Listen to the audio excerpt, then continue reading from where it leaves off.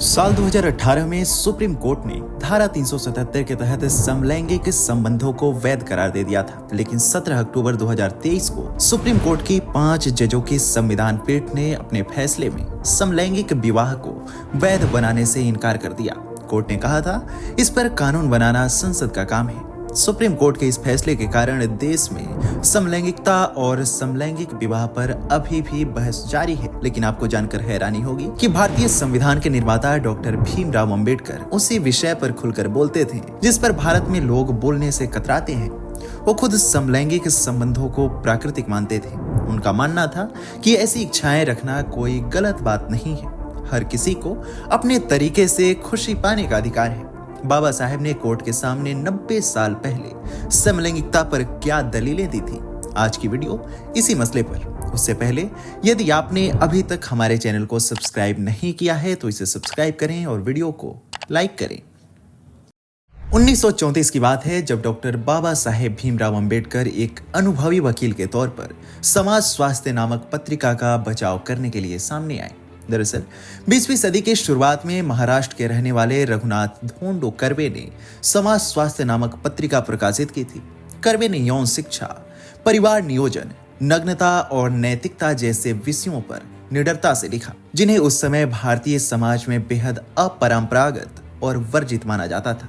इसी बीच 1931 में कर्वे अपने एक लेख व्यभिचार का प्रश्न को लेकर पुणे के एक रूढ़िवादी समूह द्वारा शुरू किए गए कानूनी विवाद में उलझ गए। उसके बाद उन्हें गिरफ्तार कर लिया गया और दोषी पाए जाने पर उन पर 100 रुपए का जुर्माना लगाया गया। 1934 में जब कर्वे ने हाई कोर्ट में अपील की तो उनका मामला जज इंद्रप्रस्थ मेहता के सामने पेश किया गया, जिन्होंने उनकी अपील खारिज कर दी। कर्वे का केस लड़ने के लिए कोई वकील तैयार नहीं था। ऐसे में कर्वे को B.R. अम्बेडकर के रूप में एक सहयोगी मिला जो उच्च न्यायालय में उनका मामला लड़ने को तैयार थी। वंचितों के लिए वकालत करने वाले एक राष्ट्रीय नेता के रूप में डॉक्टर अम्बेडकर की छवि मजबूत हो चुकी थी। यूरोप और अमेरिका में डॉक्टर अम्बेडकर के व्यापक अध्ययन और शोध ने उन्हें उदार परंपराओं और आधुनिक पश्चिमी विचारों से परिचित कराया था।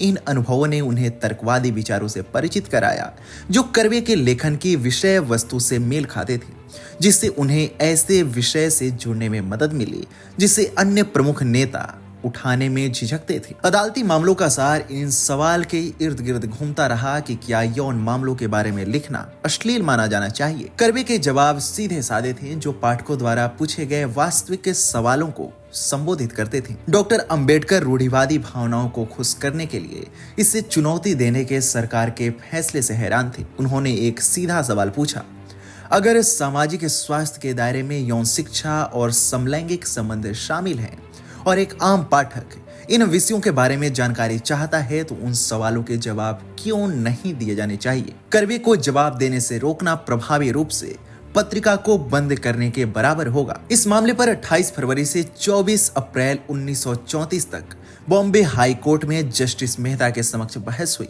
कर्वे के खिलाफ प्राथमिक आरोप यौन विषयों पर चर्चा के माध्यम से अश्लीलता फैलाना था। डॉक्टर अंबेडकर के शुरुआती तर्क में इस बात पर जोर दिया गया कि यौन मामलों के बारे में लिखना स्वचालित रूप से अश्लील नहीं कहा जा सकता, क्योंकि सभी यौन विषयों को इस तरह के वर्गीकरण की आवश्यकता नहीं होती है। न्यायाधीश ने ऐसे स्पष्ट प्रश्नों के प्रकाशन पर चिंता व्यक्त की और उन पर उत्तर देने की आवश्यकता जताई। जवाब में डॉक्टर अंबेडकर ने इस बात पर जोर दिया कि ज्ञान विकृति का प्रतिकारक है। साथ ही उन्होंने जोर देकर कहा कि कर्वे को इन सवालों के जवाब देने चाहिए। उन्होंने इस विषय पर आधुनिक समाज के मौजूदा साहित्य और शोध का भी हवाला दिया, जिसमें समलैंगिकता पर हैवलॉक एलिस का काम भी शामिल है, जिसमें कहा गया है कि लोगों में ऐसी इच्छाएं होना स्वाभाविक रूप से गलत नहीं है। उन्हें अपने तरीके से खुशी पाने का अधिकार है। हालांकि इन सब के बावजूद R.D. कर्वे और डॉक्टर B.R. अम्बेडकर 1934 की एक कानूनी लड़ाई हार गए, जिसमें कर्वे पर अश्लीलता के लिए 200 रुपए का जुर्माना लगाया गया। इस केस को लड़कर बाबा साहेब सिर्फ अभिव्यक्ति की आजादी का समर्थन करना चाहते थे,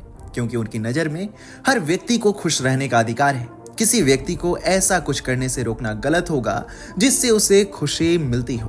वहीं अगर समलैंगिकता की बात करें तो बाबा साहेब ने कभी समलैंगिकता का विरोध नहीं किया और न ही इसके खिलाफ कुछ कहा था। उनके हिसाब से समलैंगिकता को गलत नहीं कहा जा सकता। आपको हमारी यह वीडियो कैसी लगी हमें कमेंट सेक्शन में जरूर बताएं।